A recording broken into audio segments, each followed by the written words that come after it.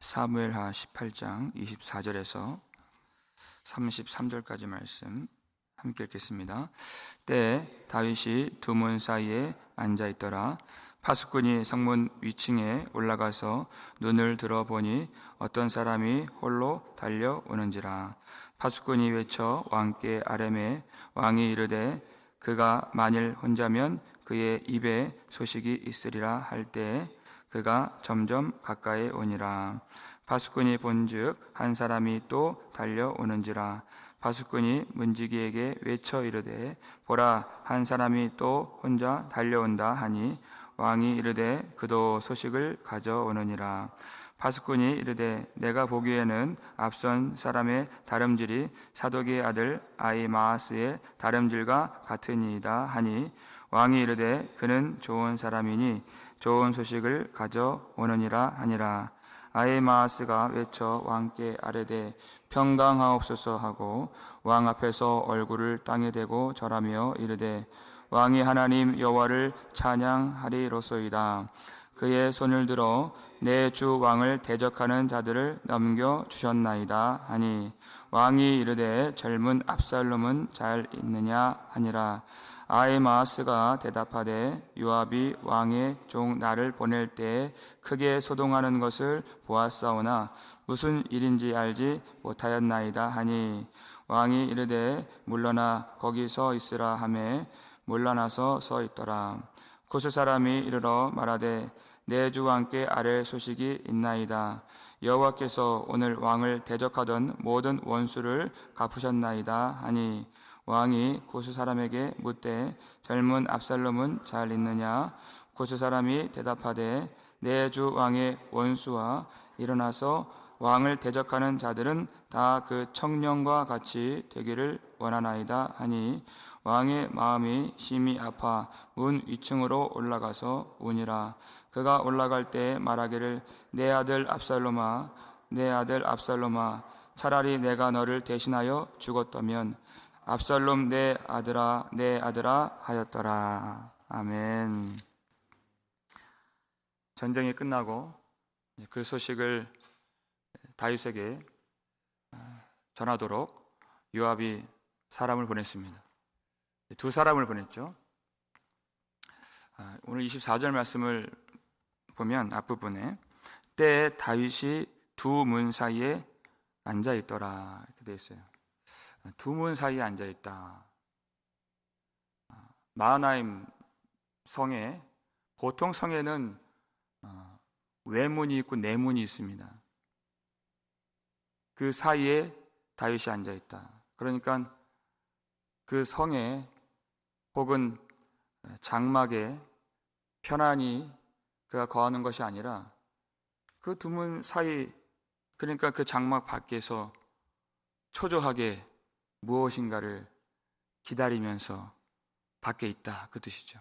소식을 기다리고 있다 하는 것이. 그런데 그 표현들을 좀 보면요, 성경은 아무 뜻 없이 그렇게 기록되지 않습니다.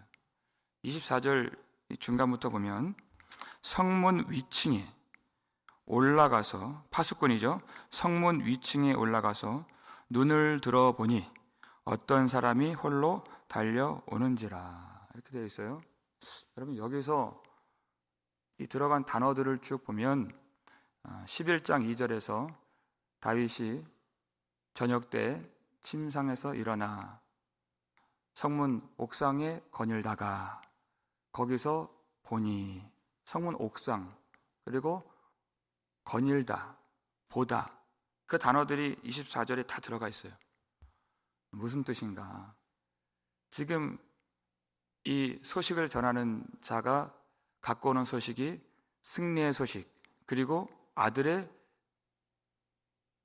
죽음에 대한 소식, 이것을 갖고 오는데 다윗이 관심을 갖고 있는 것은 그 아들에 대한 소식인데 그것이 결국 무엇으로부터 나온 것이냐?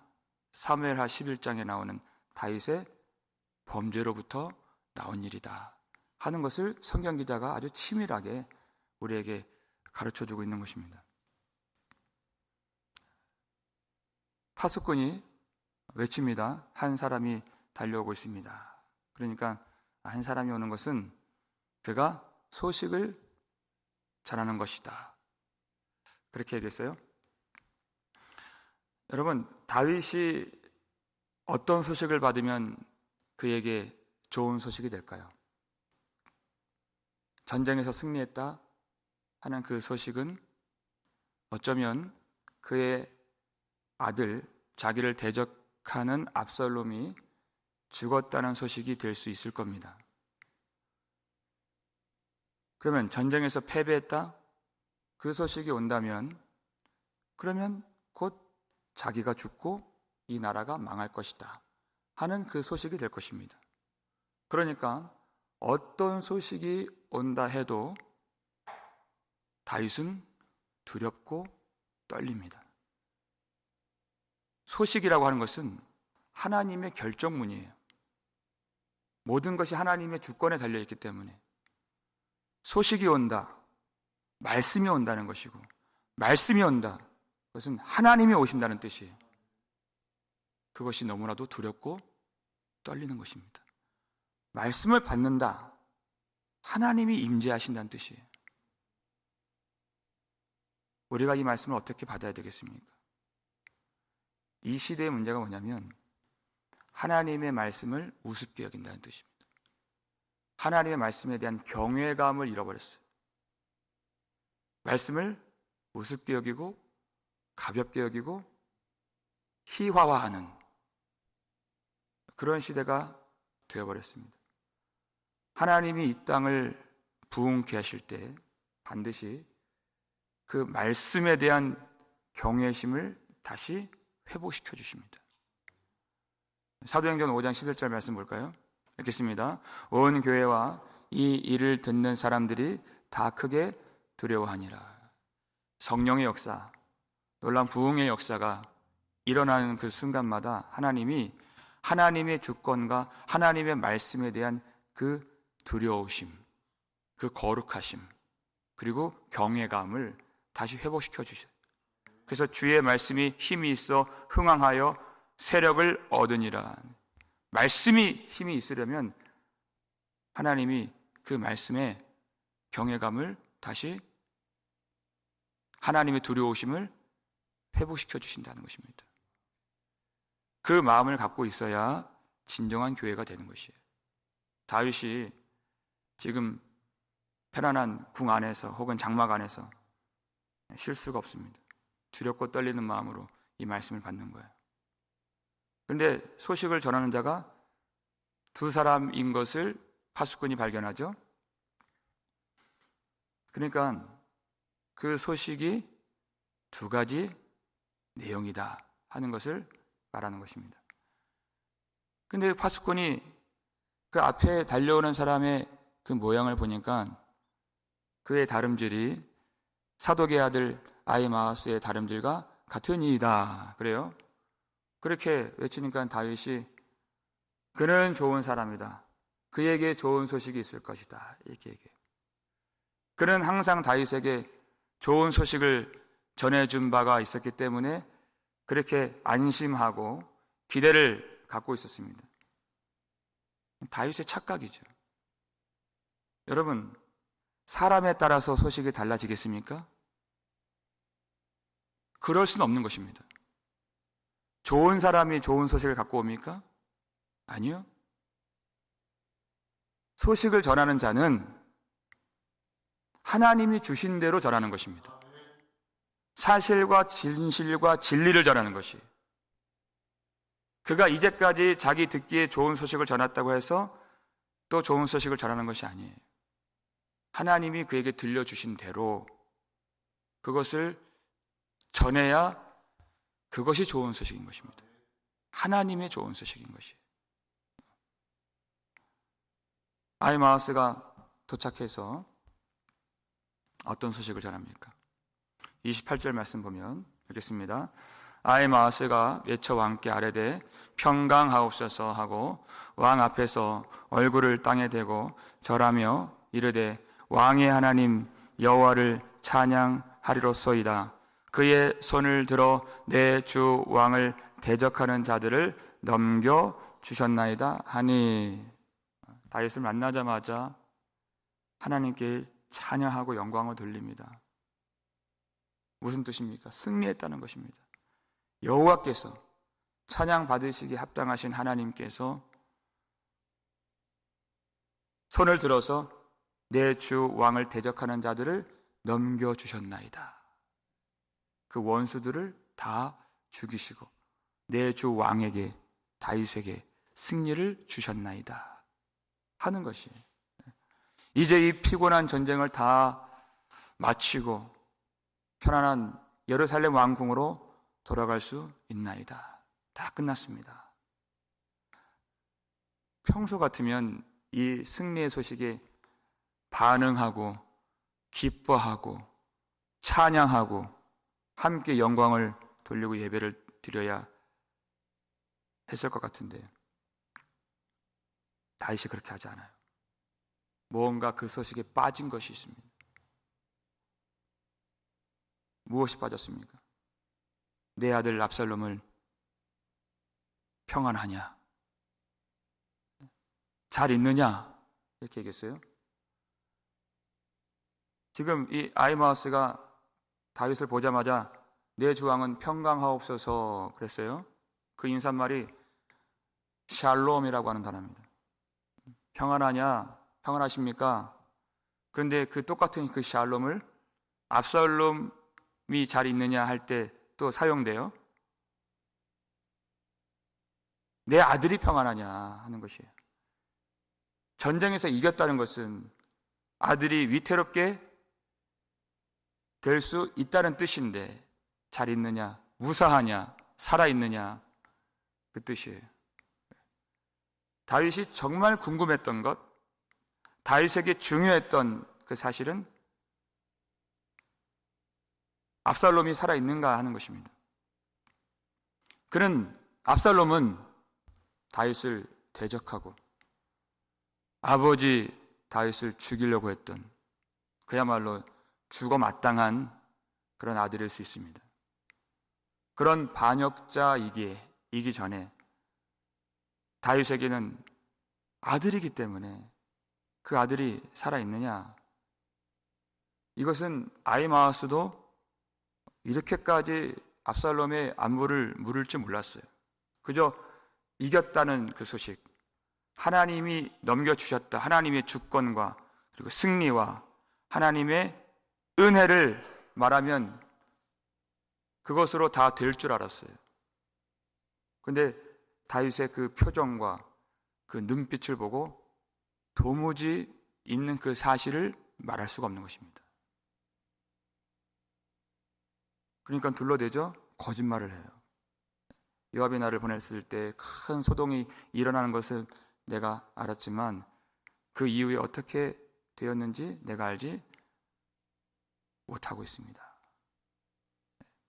그럼 분명히 압살롬이 죽었다는 사실을 알지만 그것을 숨겼습니다. 말하지 않았어요. 다윗 앞에서 말할 수가 없었습니다. 여러분, 아히마아스는 아주 순수한 사람입니다. 그리고 아주 열정적인 사람이죠. 그 소식을 먼저 전하고 싶어서 구스 사람보다 먼저 달려간 사람을 내가 그보다 앞서 뛰어가려면 얼마나 열심으로 뛰어가면 잡을 수 있을까요? 보통 열심히 할 사람이 아닌 것이. 먼저 달려가는 사람 그렇게 잡는 게 쉬운 일이 아닙니다. 그렇게 순수하고 열정이 가득한 사람이에요. 이 땅에는 그러한 사역자들이 많이 있습니다. 참 감사하기도 하고 존경스럽기도 한. 근데 문제는 뭐냐?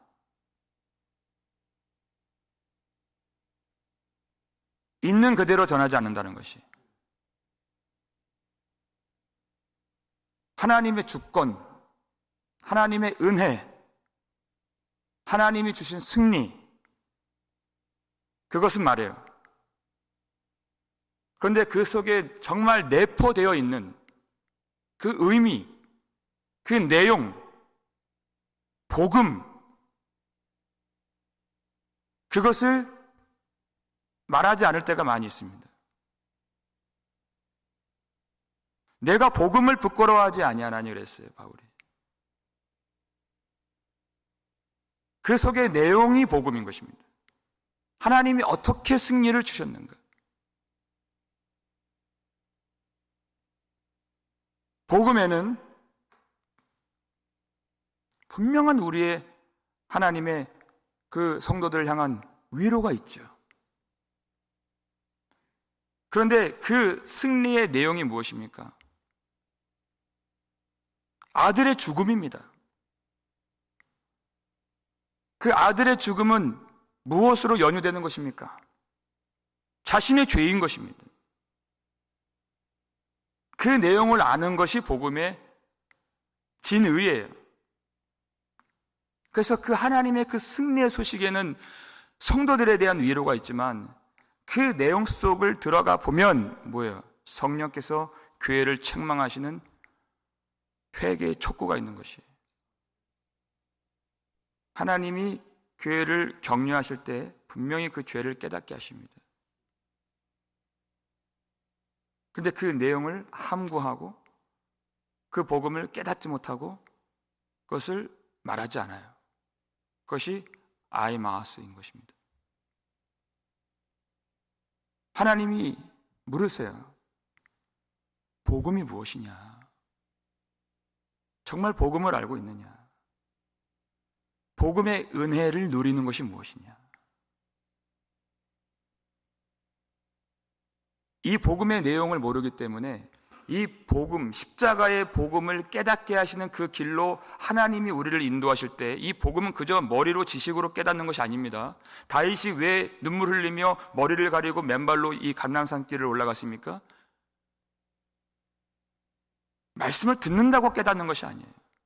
그 복음을 깨달을 수 있는 길로 하나님이 인도를 해 주시는 것이에요. 그 내용을 모르면 하나님이 나를 왜 이 길로 인도하시는지를 깨닫지 못해요.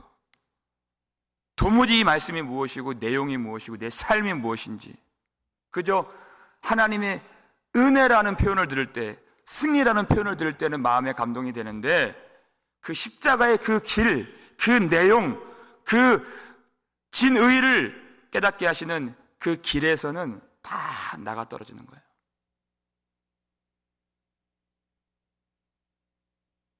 하나님이 주신 그 있는 그대로 그 복음을 부끄러워하지 말고 내가 말씀을 조작하거나 조정하거나 내가 판단하지 말고 있는 그대로 전달자가 되어서 그리고 두렵고 떨림으로 받는 자가 되어서 하나님을 예배할 때 복음의 역사가 나타나는 것입니다. 그래서 두 번째 사람이 오잖아요. 이미 승리와 주권과 은혜에 대한 소식이 전해졌어요. 다윗이 그에게도 묻습니다. 내 아들 압살롬이 잘 있느냐? 그랬더니 이 구스 사람이 뭐라고 대답합니까? 32절 말씀 보시면 이렇게 있습니다. 왕이 구스 사람에게 묻되 젊은 압살롬은 잘 있느냐? 구스 사람이 대답하되 내 주 왕의 원수와 일어나서 왕을 대적하는 자들은 다 그의 청년과 같이 되기를 원하나이다 하니 그랬어요. 그의 말 속에 이제까지 다윗이 진정으로 궁금해했던 알고 싶었던 그 내용이 들어있죠. 내 주 왕의 원수와 일어나서 왕을 대적하는 자들은 다 그 청년 압살롬과 같이 되기를 원하나이다 하는 것이 그의 아들이 죽었다는 뜻입니다.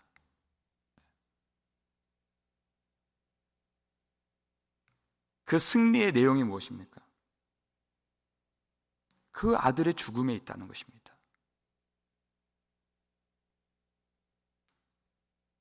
하나님께서 그에게 은혜를 베풀어 주실 때, 그것은 다윗의 의로움, 다윗의 경건함, 다윗의 순전함에 따라서 은혜를 베푸신 것이 아니라 다윗이 어떤 죄인인지가 이미 다 발각되었죠. 판명되었죠. 그것 때문에 은혜를 베푸신 것이 아니에요. 그 죄로 말미암아 죽었어야 했던 다윗 대신에 그의 아들이 죽음으로써 하나님이 다윗을 살려주시고 다윗에게 은혜를 베풀어 주셨다 하는 것이 이 전쟁의 내용인 것이에요. 그러니까 승리했습니다 했다는 그 승리의 소식이 그저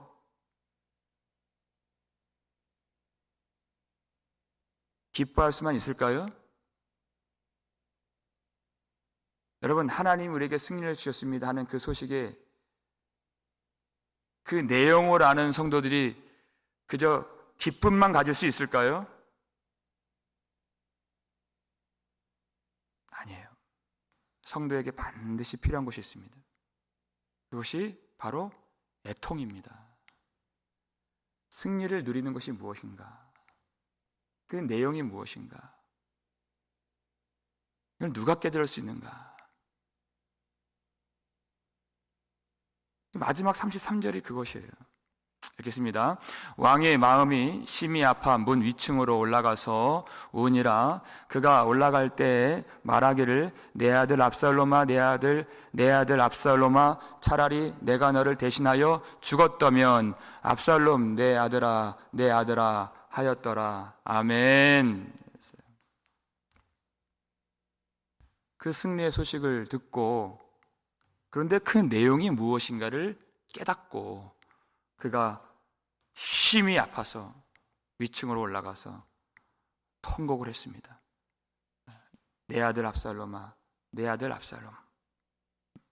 그 통곡의 내용이 무엇입니까? 차라리 내가 너를 대신하여 죽었다면, 이것이에요. 첫 번째, 여러분, 압살롬이 범죄자이기 전에 자기 아들이기 때문에 그의 죽음은 슬픈 것입니다. 그런데 아들이기 때문에만 슬픈 것이 아니라 그 내용을 알고 보니까 내게 주신 승리와 내게 주신 은혜가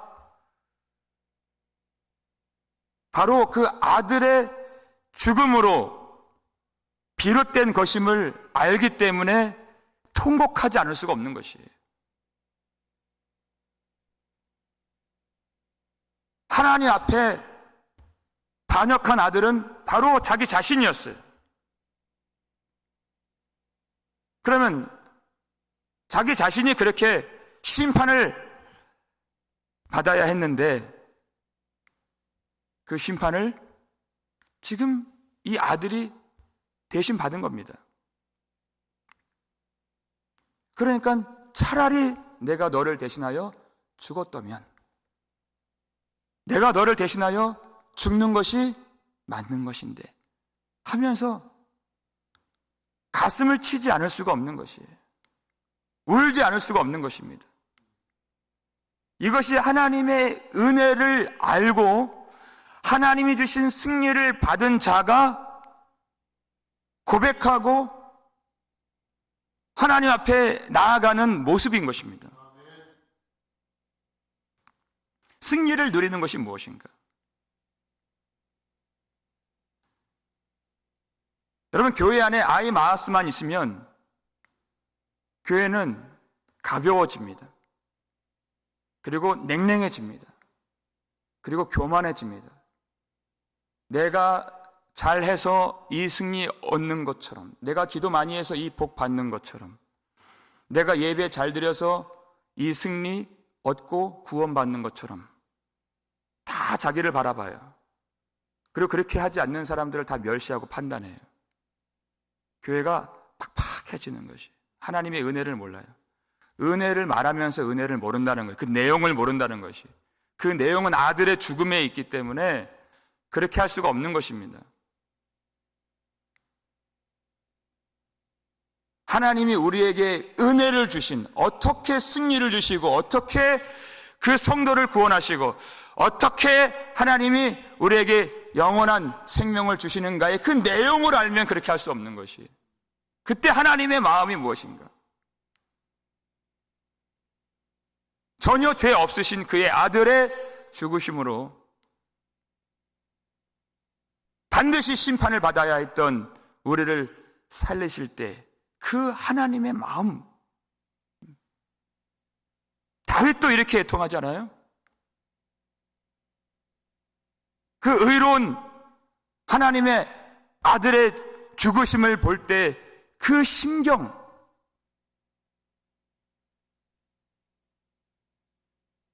내가 이전에 회개했으니까 끝났다 그렇게 말할 수 없는 것이죠.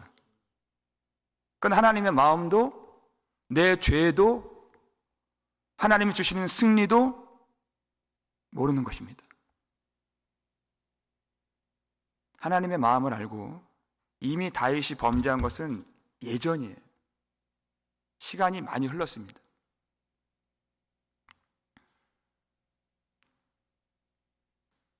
근데 그때 나단 선지자를 통해서도 깨달았지만 하나님이 그에게 진정한 회개를 만들어주시는 인생 속에서 그는 날마다 내가 매일 십자가 앞에 나아갈 수 있도록 깨닫게 만들어주시는 것이에요. 그게 하나님의 은혜를 누리는 것입니다.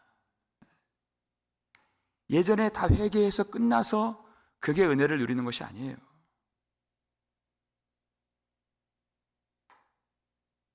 오늘도 아버지의 마음이 어떠하신가를 깨닫고 그 아들을 내어주신 하나님의 사랑을 내 죄를 깊이 십자가 앞에서 깨달을 때 우리는 그 사랑과 은혜를 깨달을 수가 있고 누릴 수가 있는 것입니다.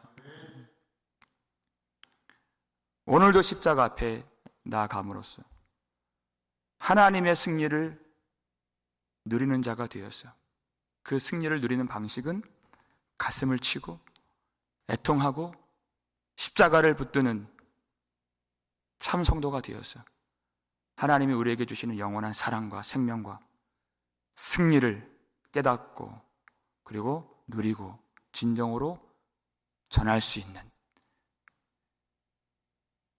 애통도 있지만 기쁨도 있고 감격도 있지만 가슴도 치는 참 성도가 될 수 있기를 주의 이름으로 축원합니다. 우리 아버지 하나님 감사를 드립니다.